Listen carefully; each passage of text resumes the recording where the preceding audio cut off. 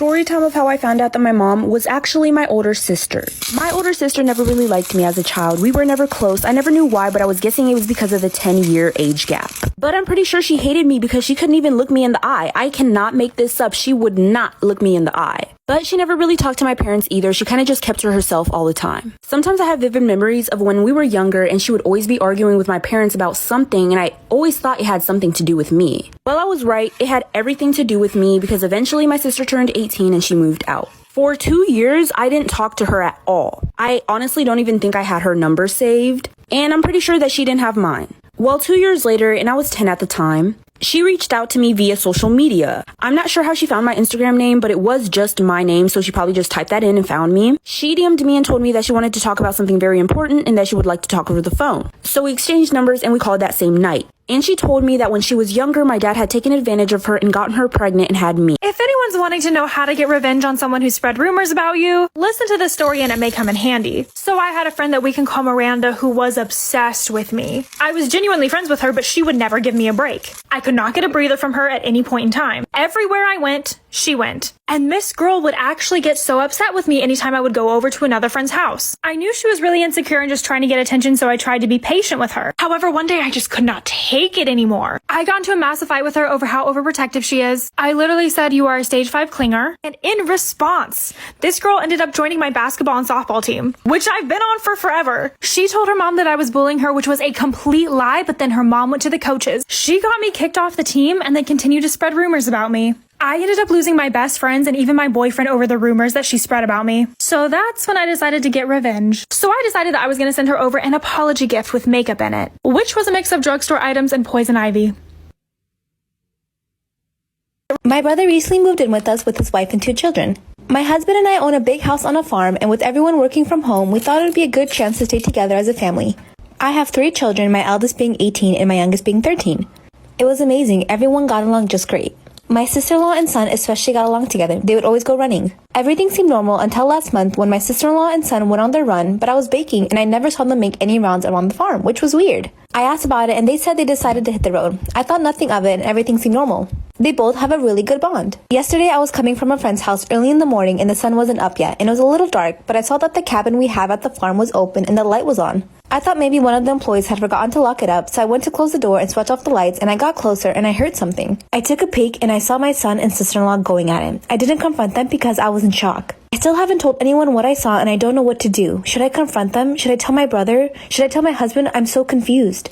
Due to their close relationship, I feel like this has been going on for a while. Am I wrong for wanting to have my wedding even though my sister lost her baby? A week before my wedding, my sister found out she miscarried at 5 months. Obviously, I was very upset for her as losing a baby can be very tough, especially because it was her first baby. But I didn't want it to end up being more important than my wedding. 3 days before my wedding, my sister announces at a family gathering that she wants my wedding to be canceled and changed to a funeral for her baby. I was so upset that she would even ask this. I had been waiting months for my wedding and her miscarriage happened so soon. She burst into tears in front of our family, saying I could wait a few months for my wedding, but she couldn't delay her baby's funeral. I got so mad I stormed off. My whole family took her side, telling me to cancel my wedding, even though I had arranged and bought everything. Even my dress and venue was ready, so I couldn't just cancel. I ended up cutting off all of my family, and only a few remained to attend my wedding. My sister hasn't spoken to me in years, and neither has my family. In my opinion, if my sister loses a baby, like a week before my wedding, I wouldn't have it. That's just me. 4 years ago, I broke up with my boyfriend Dan, but I decided not to tell him. Dan had been coming around to my apartment and my work even though I repeatedly told him I was not interested. I had been planning to move to get away from him and I didn't want him to have an excuse to be in my life. So when I moved away, I didn't tell him I was pregnant and I didn't put his name on the birth certificate. Last year when my daughter was 2, I got married and my husband adopted her. Dan and my sister were still friends in high school, and since Dan still lives in my hometown, they occasionally catch up. A week ago, Dan called me and said that he found out through my sister that I'd been pregnant not long after we broke up. He was furious that I had never told him and that the baby might be his and accused me of keeping him away from his daughter. I told my husband and he's furious that I never told him about my daughter's father. He was always under the impression that her father hadn't wanted to be in the picture, and he's been cold to me ever since I told him. I do not ever want Dan around my daughter, and I think I was justified in my decision to protect her from him. But Dan keeps calling and asking to see his daughter, and my husband says I betrayed both him and Dan by lying about this. Today's my niece's birthday and she just went to college, so I thought I'd get her a laptop for her birthday. Now, I'm a student myself, but I still want to give her something special, so I searched for a great used laptop and I found a decent Toshiba. I sold my PSP and some other things so I can afford it. So there we were at the dinner table opening presents, and she opened mine and had this grim look on her face. This is it? I thought you'd buy me a brand new one. No, I can't afford it. It's the best I can do. Well, I want a brand new one, not this. This sucks. Worst present ever. She then shoved the laptop and box across the table and it fell on the floor. I picked it up and walked out, and my cousin tried to stop me, but I just said I would never give her anything ever again. She even had the nerve to call back and ask for the laptop. What is the most ungrateful thing you've seen someone do? My mother-in-law tampered with my birth control, resulting in me getting pregnant 3 months postpartum. My husband, 22 male, and I, 20 female, welcomed our daughter into the world 18 weeks ago. She's a darling baby and really pretty easy as far as newborns go, except for one. She wasn't a son. My in-laws were obsessed with the idea of us having a son, to the point that they denied she was a girl up until the moment she was born. Why? Because the bloodline follows the father. If you don't have a son, our family name will die out. The day they came to visit in the hospital, my in-laws asked when we would be trying for another baby. We kind of just laughed it off, but my mother-in-law got more insistent, straight up telling us, y'all need to try for a boy. Over the next month or two, the conversation about us having another baby sort of tapers off into little comments every now and again. Around this time, mother-in-law started coming over daily.